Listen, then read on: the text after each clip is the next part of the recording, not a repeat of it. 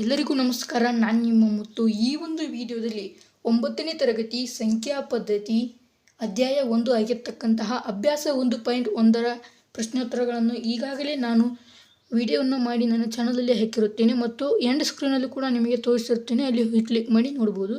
ಅದೇ ರೀತಿಯಾಗಿ ಈ ಒಂದು ವಿಡಿಯೋದಲ್ಲಿ ಅಭ್ಯಾಸ 1.2ರ ಎಲ್ಲ ಪ್ರಶ್ನೋತ್ತರಗಳನ್ನು ನೋಡೋಣ. ಹಾಗಾದರೆ ಈ ಒಂದು ಮಾಹಿತಿ ಇಷ್ಟವಾದರೆ ಒಂದು ಲೈಕ್ ಅನೇಕ ವಿಡಿಯೋಗಳಿಗೆ ಪ್ರೋತ್ಸಾಹ ತುಂಬ ಸಿಗುತ್ತೆ. ಇನ್ನೊಬ್ಬರಿಗೆ ಶೇರ್ ಮಾಡಿ. ಇಂಥ ಅನೇಕ ವಿಡಿಯೋಗಳಿಗಾಗಿ ಚಾನಲ್ ಸಬ್ಸ್ಕ್ರೈಬ್ ಆಗಿ. ಹಾಗಾದರೆ ಮೊದಲ ಒಂದು ಪ್ರಶ್ನೆ ಏನಂತ ನೋಡೋಣ. ಇಲ್ಲಿ ನೋಡಿ, ಈ ಕೆಳಗಿನ ಹೇಳಿಕೆಗಳು ಸರಿಯೇ ಅಥವಾ ತಪ್ಪೇ ಎಂಬುದನ್ನು ಸಮರ್ಥಿಸಿ.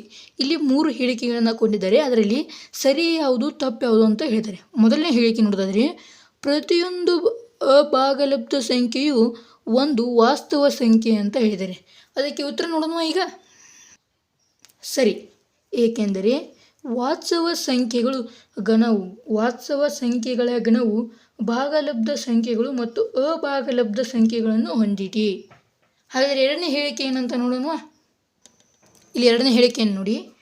ಸಂಖ್ಯಾ ರೇಖೆಯ ಮೇಲಿನ ಪ್ರತಿಯೊಂದು ಬಿಂದುವು ಸ್ಕ್ವೇರ್ ರೂಟ್ m ರೂಪದಲ್ಲಿರುತ್ತದೆ. ಇಲ್ಲಿ m ಒಂದು ಸ್ವಾಭಾವಿಕ ಸಂಖ್ಯೆಯಾಗಿದೆ ಅಂತ ಹೇಳಿದ್ದಾರೆ. ಇದು ಏನಂತ ಇದರ ಆನ್ಸರ್ನ ನೋಡೋಣ ಈಗ. ತಪ್ಪು. m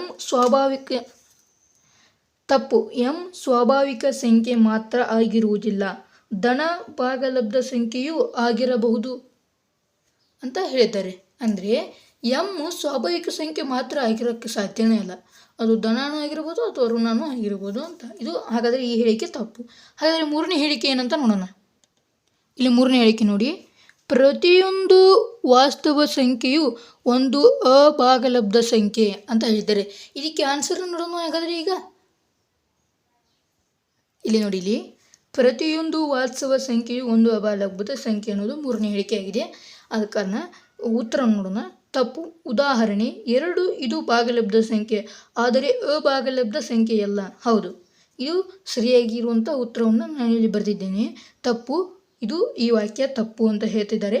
ಮತ್ತು ಉದಾಹರಣೆ 2 ಇದು ಭಾಗಲಬ್ಧ ಸಂಖ್ಯೆ ಆದರೆ ಅಭಾಗಲಬ್ಧ ಸಂಖ್ಯೆಯಲ್ಲ ಅಂತ ಹೇಳ್ತಾರೆ. ನೆಕ್ಸ್ಟ್ ಕ್ವಶನ್ ನೋಡೋಣ. ಎರಡನೇ ಕ್ವಶನ್ ಏನಂತ.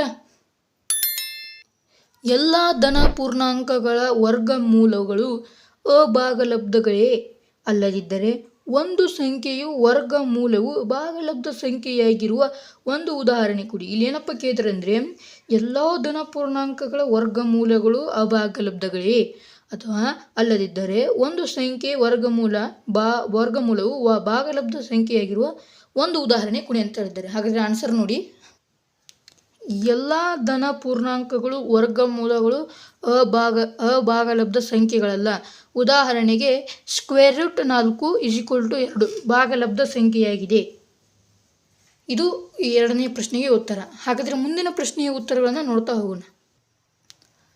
ಮೂರನೇ ಪ್ರಶ್ನೆಗೆ ಉತ್ತರ. ಸ್ಕ್ವೇರ್ ರೂಟ್ 5 ಸಂಖ್ಯಾ ರೇಖೆಯ ಮೇಲೆ ಹೇಗೆ ಪ್ರತಿನಿಧಿಸಬಹುದು ಎಂದು ತೋರಿಸಿ ಅಂತ ಇಲ್ಲಿ ಹೇಳಿದ್ದಾರೆ. ಹಾಗಾದರೆ ಉತ್ತರ ನೋಡಿ.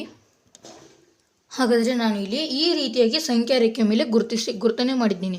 ಹಾಗಾದರೆ ಇದಕ್ಕೆ ಒಂದು ಲೆಕ್ಕ ಇದೆಯಲ್ಲ, ಲೆಕ್ಕನೂ ಮಾಡೋಣ. ಹಾಗೆ ಅದೇ ರೀತಿಯ ಒಂದು ಲೆಕ್ಕನೂ ಕೂಡ ನೋಡೋಣ. ನೋಡಿ, ಇಲ್ಲಿ OB square = OA square plus AB square ಅಂತಂದರೆ ಇಲ್ಲಿ ಏನೂ ಇಲ್ಲ, ಇದಕ್ಕೆ ಮತ್ತು ಇದಕ್ಕೆ ಬೆಲೆಗಳನ್ನು ತುಂಬ್ತಾ ಹೋಗೋಣ. ಆಯಿತಾ. ಆದರೆ OB ಸ್ಕ್ವೇರ್ ಎಲ್ಲಿದೆ? OB ಸ್ಕ್ವೇರ್ ಇದನ್ನು ಕಂಡುಹಿಡಿಬೇಕು ನಾವೀಗ. ಅಲ್ಲ, ನೀವು ಬರೆದೇ ಬಿಟ್ಟಿರಲ್ಲ ಸರ್ ಅಂತಂದರೆ ನಾನು ಲೆಕ್ಕ ಮಾಡಿ ಬರೆಯುವಂತಹದ್ದು. ಆಯಿತಾ. OB ಸ್ಕ್ವೇರ್ನ ಕಂಡುಹಿಡಿಯೋದಕ್ಕೆ ಇಲ್ಲಿ OB ಸ್ಕ್ವೇರ್ ಅಂತ ಬರ್ತಾ ಹೋಗಿದ್ದೀನಿ. OA ಸ್ಕ್ವೇರ್ ಎಷ್ಟಿದೆ?